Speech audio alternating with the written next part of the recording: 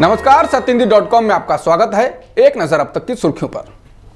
भारत में तेजी से बढ़ रहे कोरोना मामलों के बीच पिछले एक दिन में कोरोना के करीब 2 लाख मामले सामने आए हैं।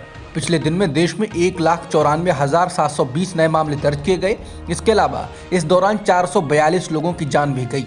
इसके बाद एक बार फिर सक्रिय मामले करीब 10 लाख हो गए हैं। देश में एक्टिव मामलों की संख्या 9,55,319 हो चुकी है। कोरोना की तीसरी लहर की आशंका के दौरान देश में ओमिक्रॉन के कुल मामले 4,868 हो गए हैं। पिछले एक दिन में ओमिक्रॉन के 407 मामले दर्ज किए गए हैं।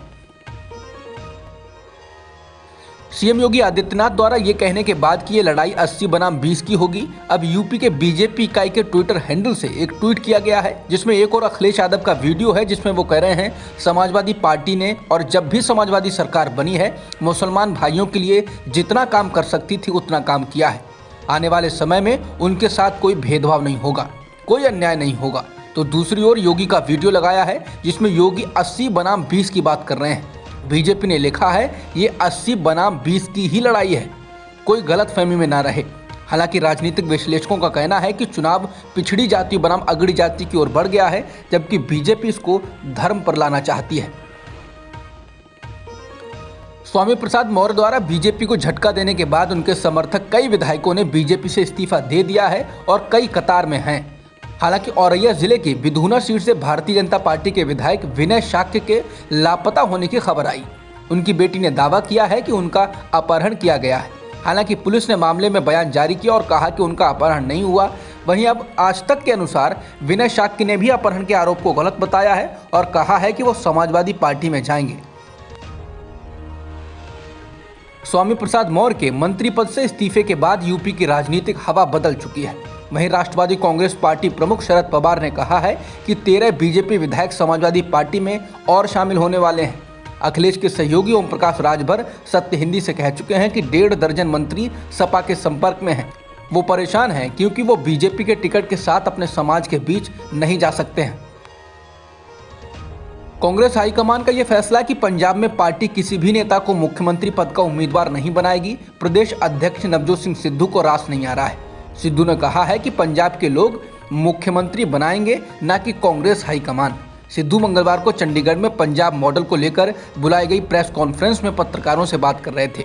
पंजाब मॉडल के जो होर्डिंग्स प्रेस कॉन्फ्रेंस में सिद्धू के पीछे लगे थे, उनमें कहीं भी मुख्यमंत्री चरणजीत सिंह चन्नी का फोटो नहीं था। एक पत्रकार के सवाल के जवाब में कि अगर पंजाब में कांग्रेस जीत भी जाती है तो इस बात की क्या गारंटी है कि हाईकमान सिद्धू को ही मुख्यमंत्री बनाएगा, सिद्धू ने जवाब में कहा, हर बंदा मुख्यमंत्री बनने चला है, जबकि मुख्यमंत्री पंजाब के लोगों को बनाना है। आपसे किसने कह दिया कि हाईकमान मुख्यमंत्री बनाएगा? आम आदमी पार्टी प्रमुख अरविंद केजरीवाल ने कहा है कि उनकी पार्टी पंजाब चुनाव के लिए मुख्यमंत्री पद के चेहरे का ऐलान करेगी। उन्होंने कहा कि इसका ऐलान अगले हफ्ते कर दिया जाएगा। इसके साथ ही केजरीवाल ने कहा कि अगर आप सत्ता में आती है तो राज्य की कानून व्यवस्था की स्थिति में सुधार होगा और बेअदबी की पिछली सभी घटनाओं में न्याय सुनिश्चित किया जाएगा।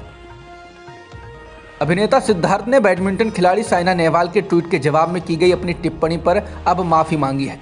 अभिनेता ने पत्र लिखकर माफी मांगी है और जोर देकर कहा है कि उनके वर्ड प्ले में दुर्भावनापूर्ण इरादे से कुछ भी नहीं कहा गया था, लेकिन अगर जोक को समझाना पड़ जाए तो वो बहुत अच्छा जोक नहीं होता है। सिद्धार्थ ने साइना से कहा कि वो उनकी कई बातों पर असहमत हो सकते हैं और उनके ट्वीट पर गुस्सा और निराश हो सकते हैं, लेकिन ये भी उस भाषा को उचित नहीं ठहराता है। इसके साथ ही सिद्धार्थ ने कहा कि आप मेरी हमेशा चैंपियन रहेंगी। तालिबान ने अपने पड़ोसी देश ताजिकिस्तान और उज्बेकिस्तान को लेकर चेतावनी देते हुए टिप्पणी की है। तालिबान के कार्यकारी रक्षा मंत्री मुल्ला मोहम्मद याकूब मुजाहिद ने कहा है कि ताजिकिस्तान और उज्बेकिस्तान वो सारे विमान और हेलीकॉप्टर वापस लौट आए जो यहां से लेकर गए। तालिबान का कहना है कि पिछली सरकार के सत्ता से जाने के बाद जो विमान पड़ोसी मुल्कों में ले जाए गए वो अफगानिस्तान की संपत्ति हैं और उन्हें जल्द देश को लौटाया जाना चाहिए। तालिबान ने कहा कि वो हमारे धैर्य की परीक्षा न लें और हमारे विमान वापस लौटाएं। हम अपने पड़ोसियों की तुलना में कमज़ोर हो सकते हैं, लेकिन डरपोक नहीं हैं और हम अपने विमानों और हेलीकॉप्टरों का हर पुर्जा वापस लेके रहेंगे। अब तक की खबरों में इतना ही। बाकी खबरों के लिए बने रहिए सत्यहिंदी.com के साथ।